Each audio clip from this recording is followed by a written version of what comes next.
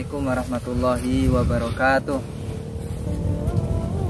Alhamdulillahirabbil alamin alladzi hadana li hada wa ma kunna linahtadiya laula an hadana Allah. Asyhadu an la ilaha illallah wahdahu la syarikalah wa asyhadu anna Muhammadan abduhu wa rasuluh. Allahumma shalli ala sayyidina Muhammadin wa ala alihi wa ashabihi wa dzurriyyati ajmain, amma ba'd. Yang saya hormati para dewan juri yang dimuliakan oleh Allah Subhanahu wa taala. Saya Syarif Hidayat selaku putusan KUA Muara Sabah Barat ingin menyampaikan sebuah ceramah agama yang berjudul radikalisme dalam pelukan Covid. Untuk kesempatan yang berbahagia ini ada 2 poin yang ingin saya sampaikan. Yang pertama yaitu tentang radikalisme dalam pandangan syariat Islam. Yang kedua, radikalisme dalam dampaknya terhadap wabah COVID-19 yang sedang mewabah di negara kita. Sebelum kita membahas hukum radikalisme dalam pandangan syariat Islam, pasti kita harus tahu terlebih dahulu apa itu radikalisme. Setelah saya browsing di internet, ternyata radikalisme itu dalam Kamus Bahasa Indonesia itu disebutkan radikalisme adalah sebuah paham atau sebuah politik yang menginginkan perubahan atau pembaharuan dalam hal sosial dan politik dengan cara yang keras dan drastis. Jadi kalau kita ingin sesuatu hal itu berubah dari perkara yang baik menjadi perkara yang buruk, dari yang asalnya tidak tahu menjadi tahu dengan cara yang keras, maka itu namanya radikal. Kalau kita menginginkan suatu hal berubah dengan cara yang drastis, itu juga radikal. Nah, bagaimana hukum radikalisme dalam syariat Islam? Dalam syariat Islam disebutkan dalam Al-Quran, idfa' billati ya ahsan, tolaklah idfa' billati ahsanu sayyi'ah, tolaklah keburukan yang dilakukan oleh orang-orang itu dengan cara yang baik.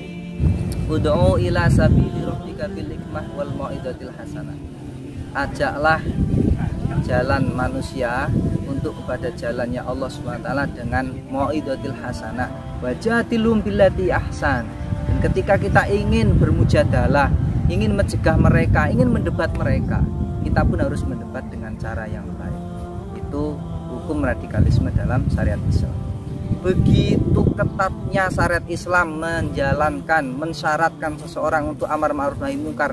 Minimal orang yang amar ma'ruf nahi munkar itu adalah orang yang berilmu, bukan orang yang bodoh. Kalau setiap orang yang tidak berilmu dianjurkan untuk amar ma'ruf nahi munkar, maka bukan kemakrufan yang akan didapatkan, tapi justru kemungkaran yang baru yang akan dimunculkan. Dan dia juga harus tahu kalau kemungkaran yang dia rubah tidak akan menimbulkan kemungkaran lain yang lebih besar. Sebagaimana pepatah yang mengatakan, kalau kita menyelesaikan sebuah masalah, maka janganlah menimbulkan masalah baru. Maka sangat betul sekali pepatah itu dengan tafsir as-saw. Dalam hadis Nabi pun disebutkan, man ra'a minkum mungkaran falyughayyiru biyadihi. Kalau kita melihat sebuah kemungkaran, maka cegahlah kemungkaran itu dengan cara kekuasaan yang kita miliki. Kalau kita posisinya sebagai Pak Lurah, sebagai Pak Bupati, sebagai Pak Gubernur, maka rubahlah dengan kekuasaan yang kita miliki. Kita bikin perda-perda, kita bikin sebuah peraturan-peraturan yang menyebabkan kemungkaran itu tidak akan terjadi dengan perda-perda yang kita buat. Tapi kalau kita membuat perda sehingga kita didemo, kita dikodeta, kita diintimidasi, sehingga yang mengancam nyawa kita, mengancam keselamatan keluarga kita, maka fa'ilam yastati' fabilisani, maka kita rubah kemungkaran itu dengan cara lisan kita. Kalau dengan lisan kita akan dikatakan orang yang sok suci, alah apa itu, ustadz apa, paling belajar dari Google, dari YouTube, akan dicaci maki, malah akan timbul madhar yang lebih besar. Maka fa'ilam yastati' fabiqalbi, cukup hatinya, wa ataful iman, hatinya itu minimal ingkar dengan sebuah kemungkaran. Itu berarti sebuah metode dakwah yang tidak drastis, metode dakwah yang tidak keras. Dia step by step dengan kekuasaan, nggak mampu dengan lisan nggak mampu dengan hati. Itu berarti sebuah metode dakwah yang tidak dengan cara kekerasan, tapi metode dakwah dengan cara yang perlahan-lahan, dengan kekuasaan, dengan lisan, dengan hati. Bahkan orang yang melihat kemungkaran dengan cara hati itu sudah menggugurkan kewajiban amar ma'ruf nahi munkar. Cukup ketika kita melihat kemungkaran, ini tidak cocok ini, hati saya ingkar, itu sudah dikatakan amar ma'ruf nahi munkar. Jadi syariat Islam mensyaratkan kita amar ma'ruf nahi munkar itu ternyata sangatlah mudah. Tidak berat kita harus turun tangan, kita memukul, kita membuat kerusakan, tidak. Tapi cukup hati kita ingkar. Kalau kita memang tidak mampu untuk melaksanakan yang lebih keras, maka itu sudah dikatakan amar ma'ruf nahi munkar. Poin yang kedua, apa dampak radikalisme terhadap COVID-19 yang sedang mewabah di negara kita ini? Maka sangat jelas sekali bahwasanya COVID-19 itu timbul diantaranya yaitu karena kisruh, karena sebuah kemaksiatan, karena sebuah dendam, karena sebuah caci maki satu dengan yang lainnya. Sebagaimana keterangan dalam sebuah kitab Irsyadul Ibad itu disebutkan laisa min dambin asra uqubatan min uqubati qati rahim. Tidak ada dosa yang lebih besar turunnya yang Allah turunkan ke sebuah kaum kecuali dosa orang yang memutus silaturahim. Walaisa min sawabin asra'u min sawabi silaturahim. Dan tidak ada pahala yang lebih besar daripada pahalanya orang, pahala yang lebih cepat diturunkan oleh Allah Subhanahu wa taala di atas muka bumi ini kecuali pahalanya orang yang menyambung silaturahim. Maka kalau kita menjalankan sebuah metode dakwah, mengajak seseorang untuk berbuat kebaikan, mencegah kemungkaran dengan cara yang keras, dengan cara yang drastis, maka itu akan menimbulkan huru-hara, menimbulkan caci maki, menimbulkan putusnya hubungan satu dengan yang lainnya. Kakak dengan adik jadi putus, saudara dengan saudaranya jadi saling membenci.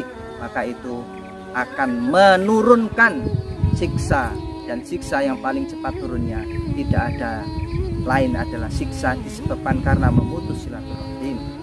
Bagaimana keterangan juga dalam hadis Nabi, innal qauma la tanzilu ala qaumin wa fihi qati'ur rahimin. Sebuah kaum itu tidak akan turun rahmat kepada kaum tersebut jika di dalam kaum itu ada orang yang memutus silaturahim. Maka demi keutuhan bangsa ini, demi saling persatuan satu dengan yang lainnya sehingga wabah COVID ini tidak berkelanjutan, maka kita saling rajut satu dengan yang lainnya dengan cara mengajak satu dengan lainnya dengan cara yang santun, tidak dengan cara yang radikal, tidak dengan cara yang keras. Karena la yadkhulul jannata qati'ur rahimin, tidak akan masuk surga orang yang memutus silaturahim. Salah satu daripada sikap yang radikal itu adalah menganggap keliru atau mencela terhadap pelaku radikal. Kita teriak-teriak anti radikal, tapi kita sendiri adalah radikal karena tidak mau memaafkan, tidak mau saling islah, tetap caci mencaci, tetap menganggap diri kita yang paling benar. Maka itu sama halnya kita juga radikal. Maka jangan teriak-teriak anti radikal kalau kita sendiri juga radikal, tidak mau memaafkan. La yadkhulul jannata qati'ur rahimin, tidak akan masuk surga orang yang memutus silaturahim. Innar rahmata la tanzilu ala qaumin wa fihi qati'ur rahimin. Sesungguhnya rahmat Allah tidak akan turun ke sebuah kaum yang mana di kaum itu ada orang yang memutus silaturahim. Jangan gara-gara satu orang menyebabkan wabah. Nah, ini akan terus berkelanjutan. Kalau keadaan yang seperti ini akan kita jaga terus-menerus, maka jangan salahkan kalau wabah 19 ini juga akan terus-menerus berkelanjutan dalam negeri kita ini. Marilah kita memohon ampun kepada Allah Subhanahu wa taala.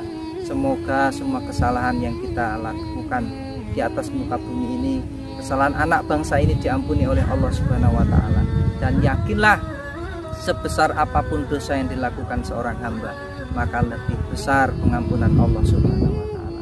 Itulah di antara radikalisme dalam pelukan COVID-19. Saya Syarif Hidayat, putusan KUA Muara Sabah Barat, kurang lebihnya mohon maaf. Assalamualaikum warahmatullahi wabarakatuh.